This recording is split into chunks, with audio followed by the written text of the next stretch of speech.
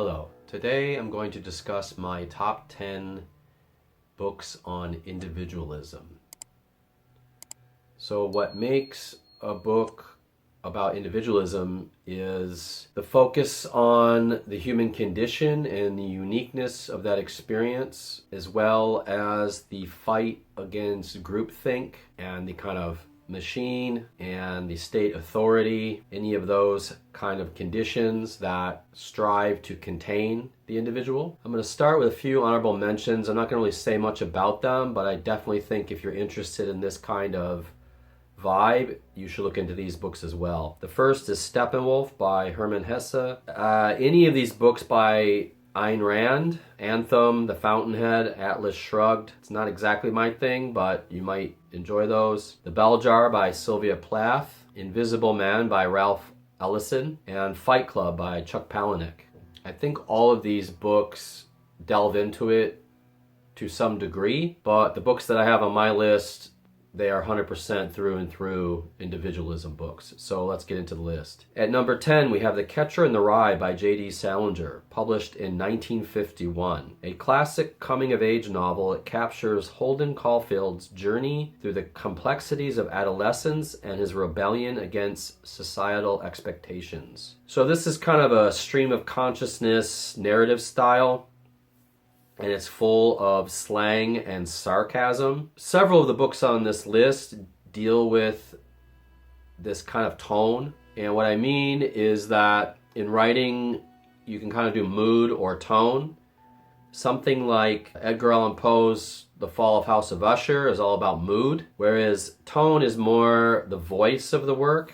And I think this book excels in that. It really plays into his sarcasm and all of his slang, and you definitely get the vibe of this rebellious teenager. Salinger was a very reclusive man, and I think he's channeling his angst into Holden's aversion towards society. You could also say that this is one of the first kind of anti-heroes. It was banned in 1960 when a teacher in Tulsa, Oklahoma was fired for assigning it to an 11th grade English class. And that kind of spurred on a bunch of other bans around the country.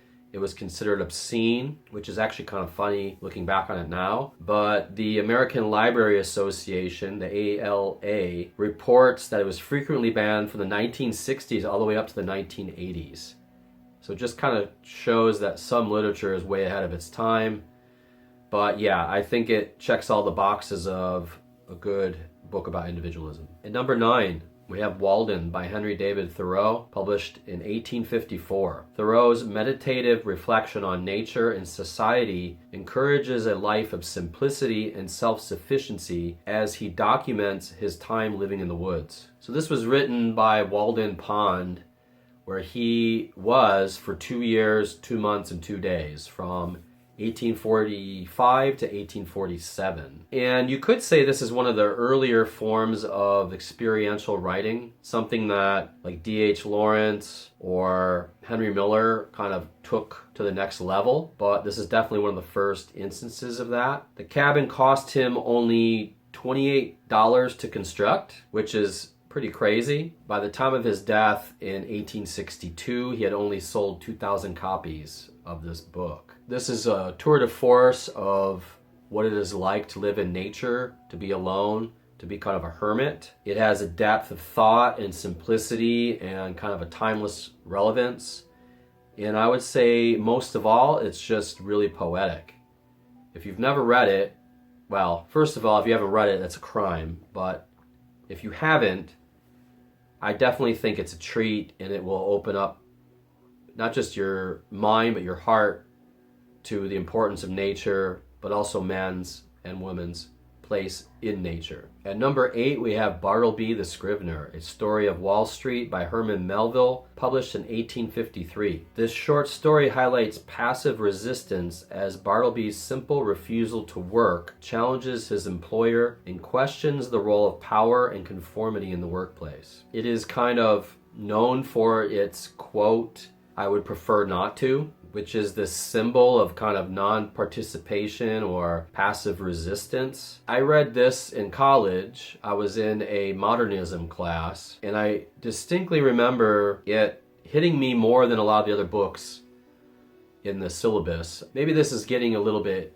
candid, but my background, I come from a family that had a divorce. So I had two different step-parents when I was growing up. Part of that dynamic is this kind of, I don't want to say rebelliousness, but this resistance to these outside forces that are not exactly your parents, right? Now, that's not to say you can't have a good experience with that.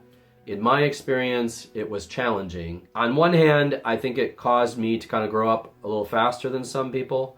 But on the other hand, I think it placed this seed inside of me that is kind of on display in this book. This not moving when someone is trying to nudge you to do something you don't want to do. When I read this book later in life, it really spoke to me because I do feel that way. I feel like my will is the only thing I really have in life.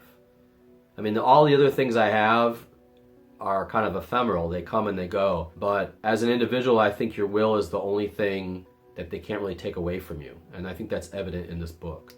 So there's a lot of things about frustration and disillusionment in his career, because at the time, Melville's career was not going well. There's alienation, depression, and the impact of monotonous work. If you've ever had a job in a factory or something, or an office, you know how soul-crushing that can be. And I think this work really illustrates that well. The most important thing I think here is the quiet defiance. It's not like I'm gonna bash you down and assert my will that way. It's more like, no, I'm just not gonna do it. And it's almost kind of Zen in that way. It's like when you see the Zen master, there's like an army coming, like a Zen master just sits down and just waits.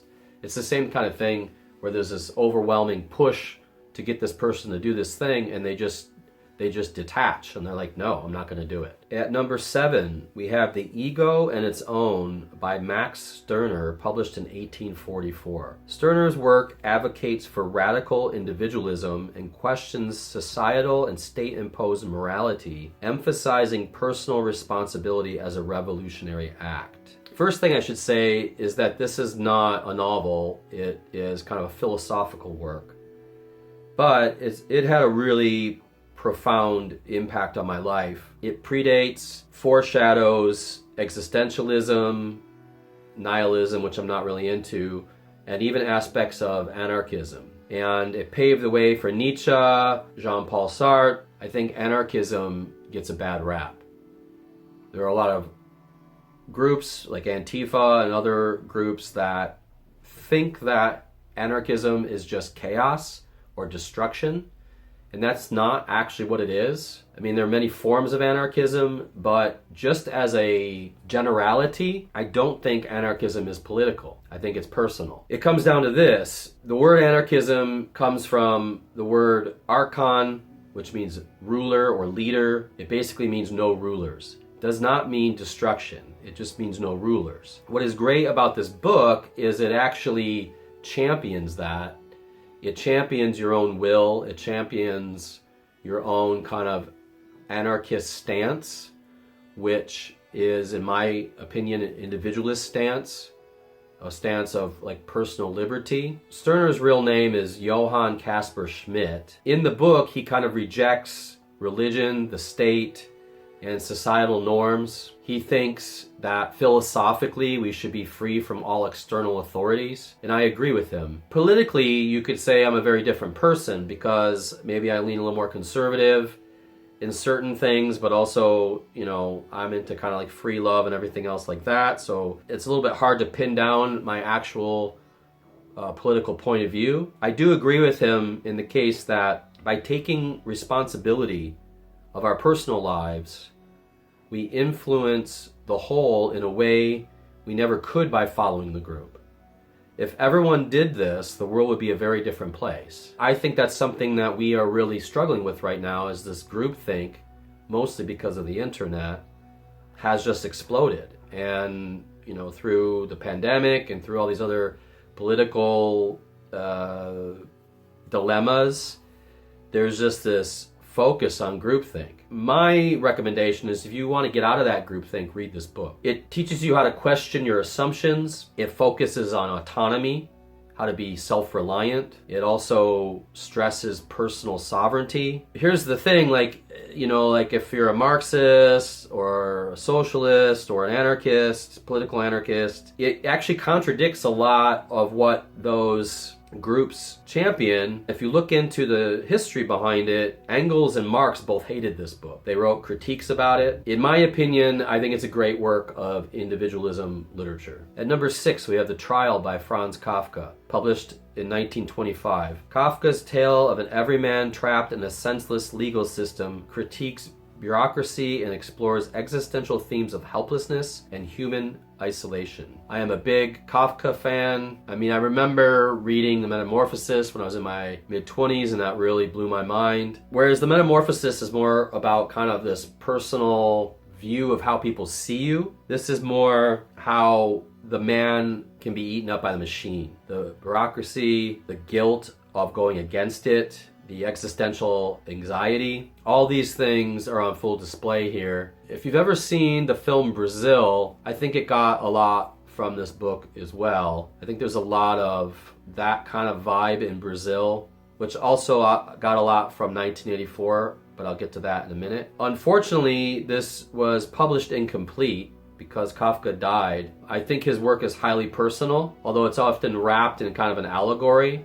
You could almost say it's kind of magical realism in some ways, especially The Metamorphosis, but also this. It shows the court, how you are really at the mercy of the group and how you can't break out of that. So it's like the many against the one. It focuses on the machine, the anxiety, the bewilderment, the oppressiveness of that kind of regime, let's call it. It has inspired countless postmodernist writers, and there's a great film by Orson Welles from 1962 that is based off of it.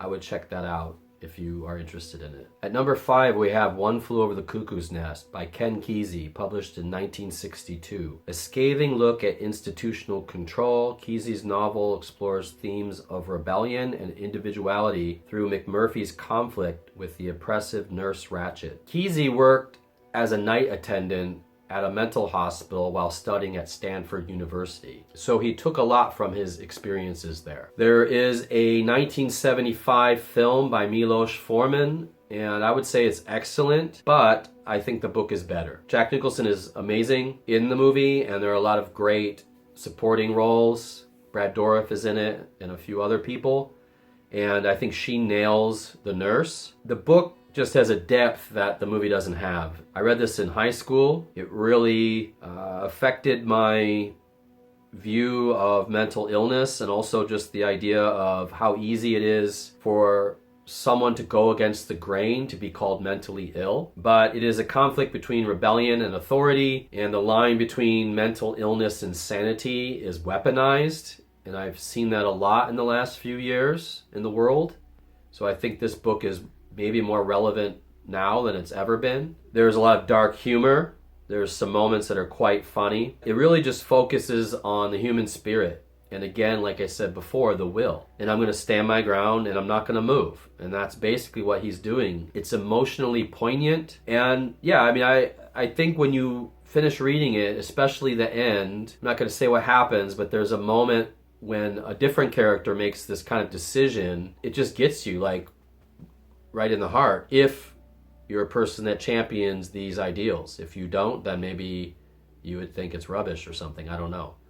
But for me, it really hit me. At number 4, we have Notes from the Underground by Fyodor Dostoevsky, published in 1864. This introspective narrative delves into the narrator's dark existential reflections on society, choice, and the absurdity of the human condition. I am a sick man. I am a spiteful man. I am an unattractive man. So this book is a lot about self-loathing, which is something I think most people do to some degree, or at least double guessing yourself, or also thinking that people view you a certain way even if you might not be that way. And it focuses on this character, the underground man, anyone that's like a deplorable or too far off the map, or too far underground, too far down into the depths of what is considered unsavory. But I think it's a dark existential deep dive into what makes us human. It mixes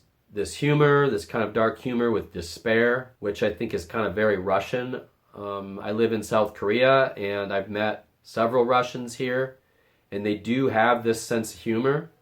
It's very kind of like shrugging about things in a way that's like, I've seen it all, or like, nothing you say is going to shock me, which I think is almost the antithesis of many of my countrymen. I'm American, and I feel like people are very concerned about what people think, whereas in Russia, I feel like they just don't care. There's no time to care about it. So one of the things he says in this is to be too conscious is to have an illness. And I think he's absolutely right. I think that the more conscious you become, the more separate you become from your group, whether that's a country or a neighborhood or a political group or a peer group, any of those things. I think if you become more conscious, you kind of transcend those things. And it makes you into a little bit of an underground man or woman. And that's something that maybe Kafka taps into when he's dealing with the metamorphosis. You're like changing into a bug, right? Well, I think the same thing is evident here. It also examines the irrationality of human nature, a lot of paradoxes and things, but it's actually an unfinished work. It's part of a larger work he never completed. I will say this, one thing that I find a little bit troublesome with the book is it becomes a little bit hard to read after a while because it is so self-loathing. He does kind of repeat himself a lot.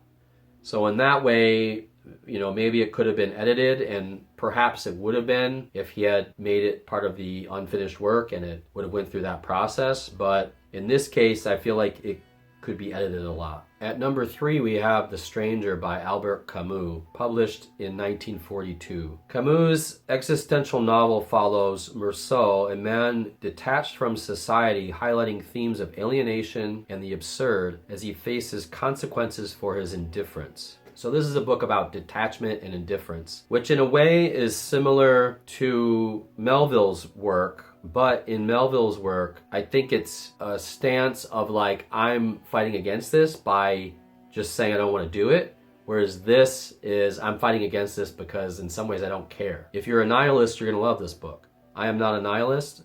So there are parts of me that it doesn't sit well. It starts with mother died today, or maybe yesterday, I don't know. And I think that really sums up the outlook here. It's kind of like, I don't care about life. I don't really care about anything.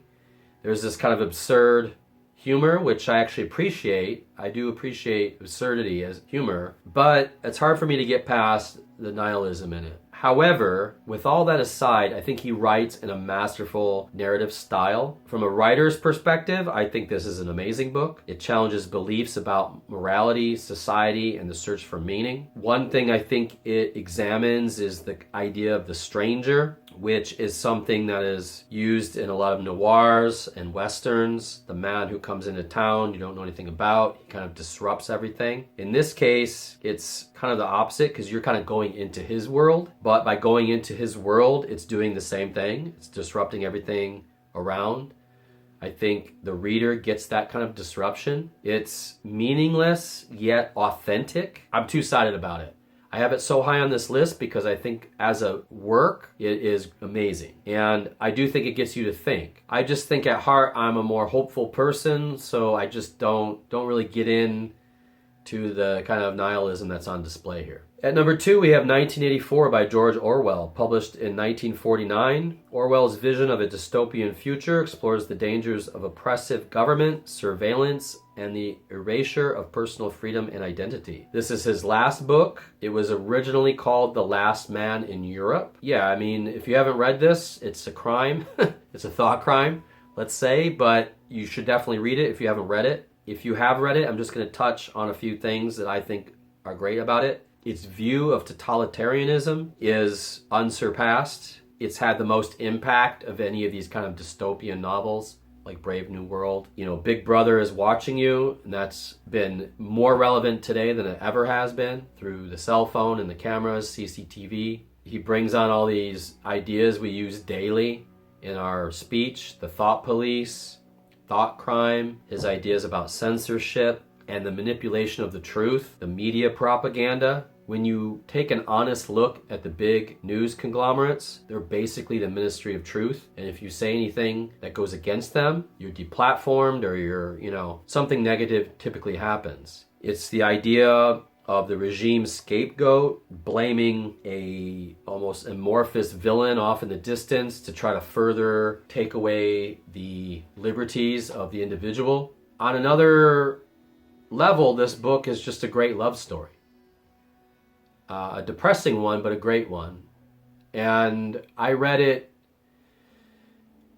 believe I read excerpts of it in high school, but I don't think I actually read the whole book until later. This is a minor spoiler, but there's a scene where a note is dropped in the book and it kind of sets all of the events into motion. That scene really affected me, and it inspired me to also do things in my life in a similar vein.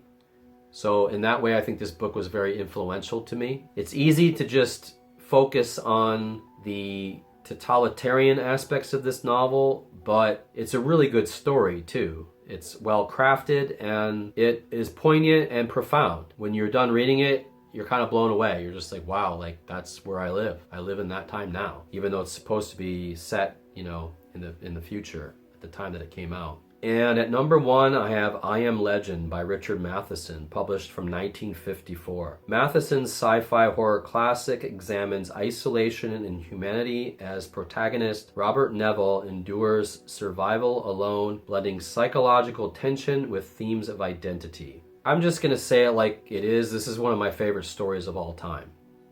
And I've read it several times. On the surface, it's a story about these kind of zombie/vampires, but if you really read it as an individual with this kind of individualism lens, it's brilliant. Where it differs from many of the books on this list is this kind of chronicles the mental deterioration, the effects that being an individual has on a person. The loneliness, the grappling with identity, what it means to survive. A lot of these books focus on the will of saying no or going against the grain. I think this one focuses on the emotions behind it. In some ways, I think that makes this more powerful than some of the other books. It also really dives into this idea of the fear of the unknown and fear of the other. And I think no matter what person you are, no matter where you stand politically, people inherently fear the other. They fear the other group, they fear the other culture, they fear the other race. Because you're getting this inner thoughts of this person who is the last man on earth, he is the last individual, you're getting his emotions about the other, these people that have transformed, these people that are not people anymore. And it really is profound. There are 3 film versions of this. Last Man on Earth with Vincent Price, The Omega Man with Charlton Heston, and I Am Legend with Will Smith. The Omega Man is maybe the best film, or at least the most entertaining. Last Man on Earth is interesting, and the Will Smith movie misses the mark, in my opinion. But I think that happens with a lot of these great stories. You could say the same about a lot of Philip K. Dick stories. The movies never really do the book's justice. I want a true adaptation, and I think if it was done by the correct director, it could be a really, really important film. So one more thing I want to say about this is I reread this again during the pandemic. I hadn't read it for a few years, but I can't even explain how surreal of an experience it was reading that during all of the insanity that took place during that time. It really made me see that the survivor is the monster, at least in the eyes of the group. He wrote another book called The Incredible Shrinking Man that I also adore, and the movie is amazing if you haven't seen the movie. It has similar themes where this person is becoming something else. When you become something else, things fall away. People fall away, your husband or wife could fall away. Your family could fall away. There's all these things that could change if you take a certain stance. As human beings, we should be better than that. And I think we should accept people for the choices that they think are right for them. I don't know. If you have anything to say about that, you can comment below. But I'm going to leave you with this quote from I Am Legend. He had to keep reminding himself that he was still a man, no matter how monstrous the world had become. And I think that sums it up. And I actually think that that is a common theme in all these books. That the group, the machine, that's the monster. But because that's the monster, it turns you into the monster. And so, yeah, that's all I got. If you think I've left something off of here that needs to be on this list, you can comment below. Next time someone tells you something you don't want to do, just say I prefer not to. Take care. Have a good day.